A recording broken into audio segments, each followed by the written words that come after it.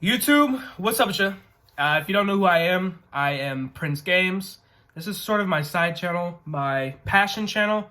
I just play video games on here. And one of my favorite video games of all time is dragonballxenoverse 2. I remember when it came out. I played it when it came out. I absolutely loved the game. A lot of good memory with my friends on this game. I remember the community, the YouTube community, how prevalent it was, how there was always... It felt fresh and invigorated, and everyone's energy levels seemed just happy because they're enjoying this game. There was a lot of problems with this game, and we sort of addressed them and hoped they would get fixed later, but we were really distracted with how much fun we were having on this game. This game was just awesome.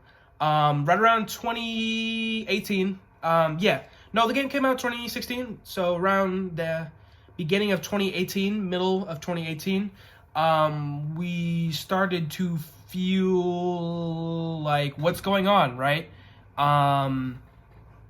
Changes aren't being made, right?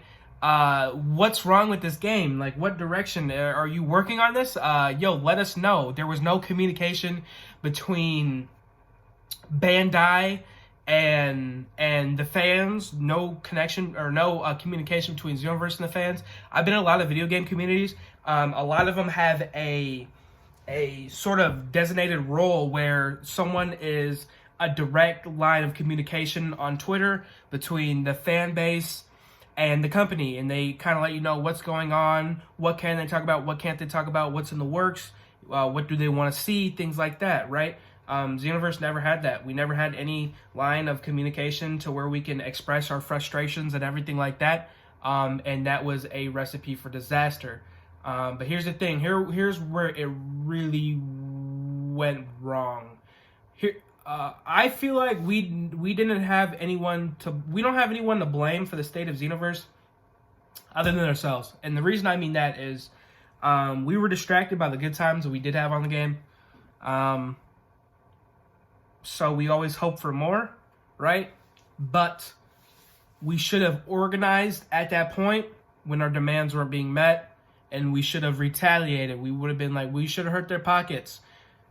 The top YouTubers, I'm not going to mention their names, but the very top of the Xenoverse community, even if they don't speak to each other on a regular basis, I felt like they should have reached out with each other, gotten a Skype call, Discord, whatever need be, a group chat, and been like, yo, if we want this game community to thrive, if we want this game to be better, we need to boycott. We're not buying the next DLC pack, and we're gonna make this a trend. You know, we gotta push this forward because we're at the top. You know what I'm saying? Everyone else looks up to us.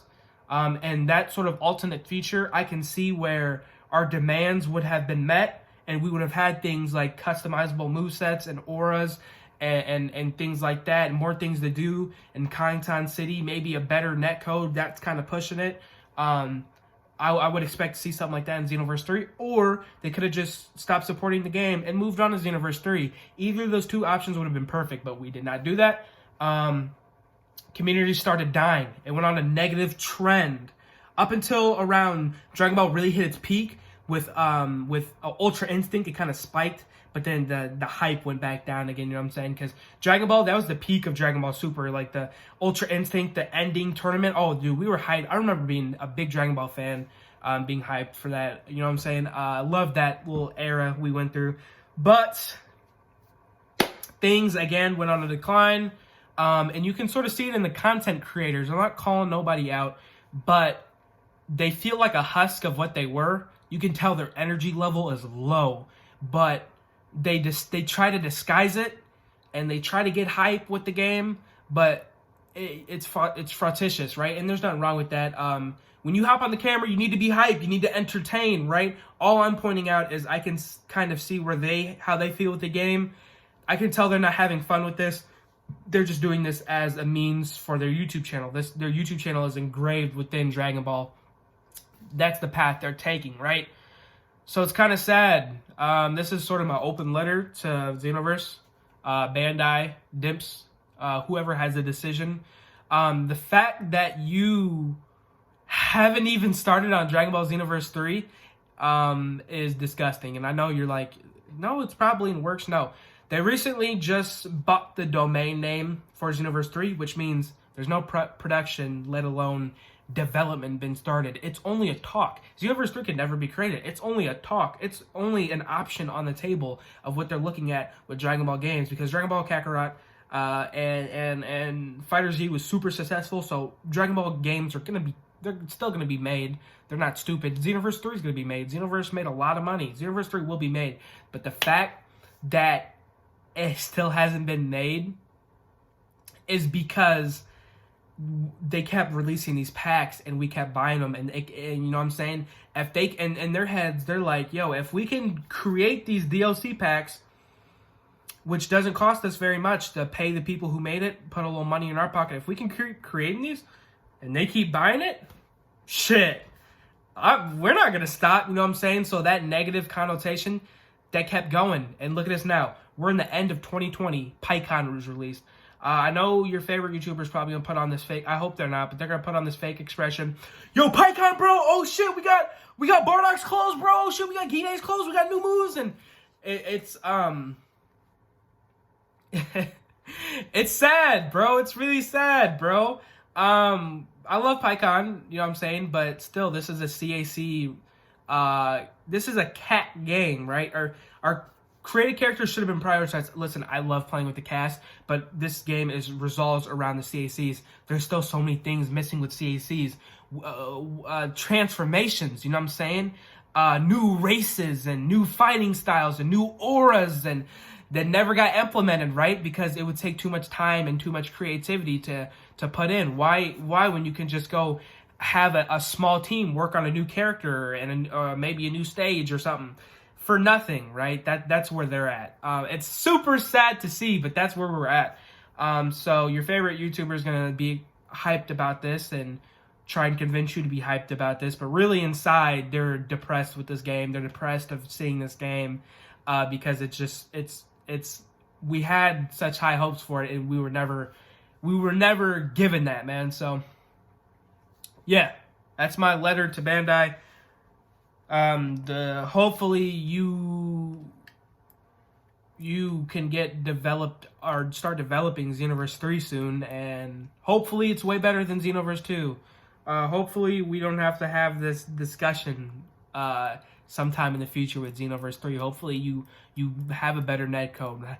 Hopefully you have so many more transformations, yo. Some of the most dope parts about Dragon Ball are the transformations, right? We see so many transformations, whether they're technique transformations or just regular transformations. And we have some of the lamest ones, like Giant Namekian, I guess. We don't have fused with Nail or fused with Piccolo or just fusion, you know what I'm saying? You know, we don't have races, we don't have android races. Maybe the wolf races would be cool from the other universe, a Beerus race. There's so many things so many fan fiction things they can do in the Xenoverse world because Dragon Ball is so vast. Dragon Ball has existed for double my lifetime, right? You could triple my lifetime. Dragon Ball has been around for long. I'm being exaggerating, but double my lifetime. Dragon Ball Xenoverse has been around longer than that, right? So there's so much shit you can put in this one game, but they don't want to, right? Because they know they can do the bare minimum and get paid for it. So yeah, hopefully PyCon is the swan song to this game, but I have a feeling it's not going to be. I have a feeling they're going to do this into 2021. We're going to get more characters that we don't even want. And it's not even like these are, like characters we want, like Topo or, Dispo or, no, they're weird characters like the Supreme Kai Time Rebrand. Yeah, weird. But, yeah, we'll have to see what happens. Hopefully you guys start to wise up and stop buying this shit and they'll stop putting it out and they'll move on. So yeah, this has been your boy Prince Milbrick. Oh, Prince Games, whatever. Multiple channels. The links will be in the description, so check them out. So yeah, I'm out, man. Peace.